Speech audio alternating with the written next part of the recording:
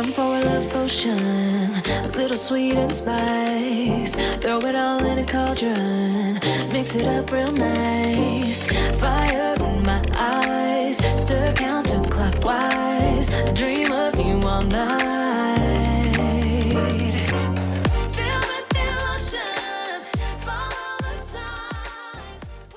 Muy buenas con todos, sean bienvenidos. El día de hoy vamos a ver la clase de termodinámica en física. Vamos a centrarnos en la primera ley de la termodinámica. Y nos dice que la primera ley de la termodinámica nos da o se basa en la parte de la conservación de la energía.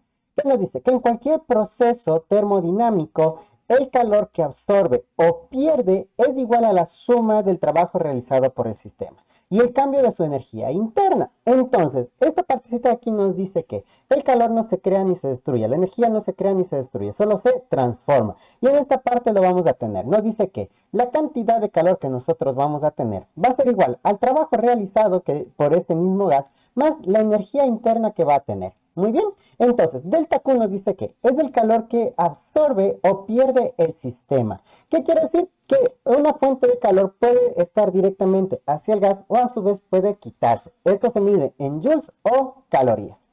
¿Qué nos dice? Ahora, esta parte del calor que nosotros vamos a absorber o perder, vamos a tener que tienen diferentes signos. En positivo es cuando el sistema gana calor, es decir, cuando la fuente de calor está directamente hacia el gas. ¿De acuerdo? En la parte siguiente nos dice que el delta Q va a ser negativo si el sistema pierde calor. Cuando nosotros retiramos la fuente de calor, el sistema comienza a perder calor, es decir, comienza a ir hacia afuera del gas. Y también nos dice que el delta Q puede ser igual a 0. Esto nos dice que no hay un intercambio de calor, ¿sí? No se va, ni absorbe, ni pierde. Entonces esto se le conoce como un sistema adiabático, ¿sí? Ya vamos a ver despuesito qué es lo que nos significa.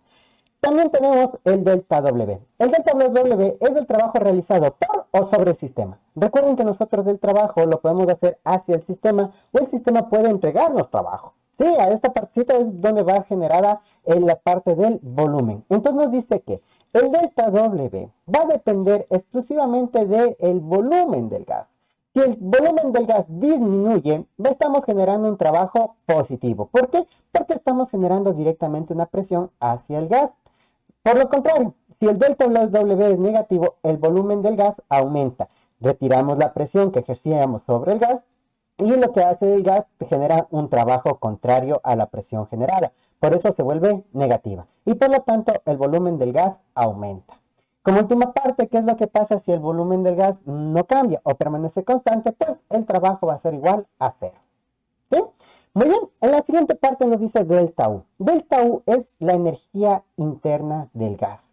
Esta energía interna del gas depende exclusivamente de la temperatura, como nosotros podemos tener aquí. ¿Por qué? Porque recuerden que la temperatura es la medición de la energía cinética del gas o a su vez el movimiento molecular de las partículas.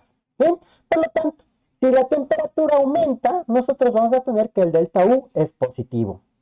¿Por qué? Porque aumenta el movimiento de las partículas. De la misma forma, si la temperatura disminuye, en cambio el delta U va a ser negativo, porque también disminuye el movimiento molecular, la energía interna que tiene.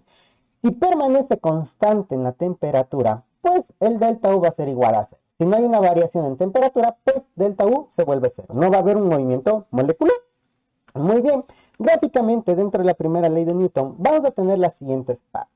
Primero, el delta Q. El delta Q, nosotros tenemos que, si nosotros tenemos una fuente de calor hacia el sistema, pues este va a comenzar a ganar calor, es decir, va a comenzar a ganar calor dentro del gas, a nivel molecular. De la misma forma, si el delta Q es negativo, de donde estaba ganando calor, va a comenzar a perder calor. ¿Qué quiere decir? Que nosotros retiramos la fuente que genera calor y este sistema comienza a perder el calor hacia afuera. ¿De acuerdo? Ahí tenemos el positivo, ¿no? Positivo cuando aumenta el calor, negativo cuando pierde calor. ¿Sí? Muy bien. Después de eso tenemos el W. El trabajo realizado. Si nosotros aumentamos el calor a este sistema por la parte de dilatación volumétrica, vamos a tener que este gas comienza a expandirse. Por lo tanto, vamos a tener un trabajo negativo. Este gas se va a ir expandiendo, entonces va a ser negativo. De la misma forma, si nosotros generamos una presión a este gas, disminuimos su volumen y el trabajo realizado sobre este gas va a ser positivo. A esto se le conoce como compresión. ¿sí? La compresión normalmente se utiliza en el gas comprimido. Aumentamos la presión y reducimos el volumen del gas. Esto tiene mucho que ver con la ley de gases ideales. Entonces, con esta partecita nosotros podemos ir trabajando y relacionando esta ecuación de la termodinámica. Como parte final tenemos la parte de la energía. La energía, como nosotros estamos aumentando calor, por ende va a aumentar la temperatura. Y la temperatura, al ser positiva, en cambio va a ser de esta forma. ¿Sí? De la misma forma, si nosotros tenemos que la temperatura disminuye, ¿es por qué? Porque quitamos el calor. Entonces la temperatura disminuye y de la misma forma, la parte del gas se va a reducir el volumen. Recuerden que esta parte es de la ley de gases ideales. Entonces, si disminuimos la temperatura, va a disminuir también el volumen del gas. Por lo tanto, va a ser negativa y el trabajo va a ser positivo. Entonces, ¿cómo van a quedar los signos de esta parte de la ecuación? Si el delta Q es positivo, la temperatura por ende va a ser positiva y el trabajo va a ser negativa.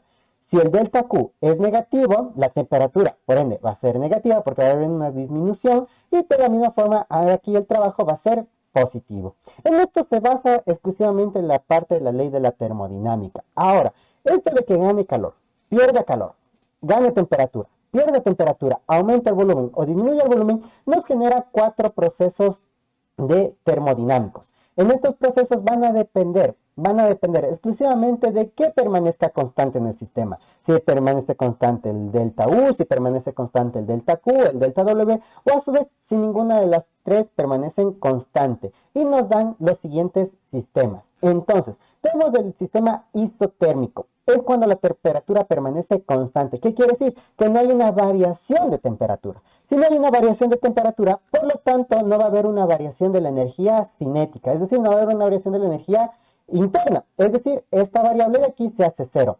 Por lo tanto, y me deja la ecuación que el delta Q es igual al delta W. La cantidad de calor suministrada o la cantidad de calor perdida va a ser igual a la cantidad de trabajo que genera el sistema, que puede ser positivo o negativo, como ya lo vimos anteriormente. ¿Qué es lo que pasa con el sistema isobárico? En el sistema isobárico, la presión se mantiene constante. En la presión constante, lo que estamos haciendo es que el trabajo va a permanecer constante, ¿sí? Por lo tanto, el delta Q va a ser igual al delta W más el delta U. ¿Qué es lo que pasa aquí? En este concepto de lo que es la presión constante, lo que hace es que el propio objeto, por dilatación volumétrica, lo que hace es generar su propia presión. Entonces, va a permanecer con la presión constante y vamos a tener las tres directas. ¿De acuerdo? Entonces nos dice que el calor que vamos a tener sobre un gas va a ser igual al trabajo realizado más la energía cinética, es decir, la cantidad de energía interna. Después tenemos el sistema isocórico, que es cuando el volumen permanece constante, no hay una variación del volumen. En esta partecita aquí, al no haber una variación de volumen, el trabajo se hace igual a cero. ¿Sí? ¿Por qué? Porque recuerden que el trabajo depende exclusivamente del volumen. Si aumenta el volumen, pues también tenemos en la parte del trabajo. Entonces, si el volumen no aumenta ni disminuye, por lo tanto el trabajo se hace cero. Dejando así que la cantidad de calor va a ser igual a la cantidad de energía que nosotros tenemos. Va a ser una relación directa hacia la temperatura que vamos a tener. Y por último, tenemos el sistema adiabático. Esto es cuando no hay un intercambio de calor. Cuando no hay un intercambio de calor, recuerde, tenemos que el delta W se va a hacer cero. Al no haber intercambio de calor, va a permanecer el volumen constante. Como no hay cambio de temperatura, también vamos a tener que el delta U es igual a cero, porque el delta U depende de la temperatura. Entonces, las dos variables se hacen cero, dejándome así que la transferencia de calor es igual a cero. No hay una transferencia de calor, no hay un trabajo realizado y tampoco hay una variación en la energía interna. Por lo tanto, tenemos que ahí se comporta el sistema adiabático. Siempre que no haya un intercambio de energía como tenemos aquí, todas las variables se hacen cero. Y en esta partecita es lo que nosotros tenemos como procesos termodinámicos. Y sí, es como nosotros podemos ver que se comportan los procesos termodinámicos en la primera ley de la termodinámica. Con esto, nosotros nos basamos en la parte del comportamiento de los gases con la parte de energía y el trabajo que estos pueden generar. Entonces, nos quedamos hasta aquí y nos vemos la próxima.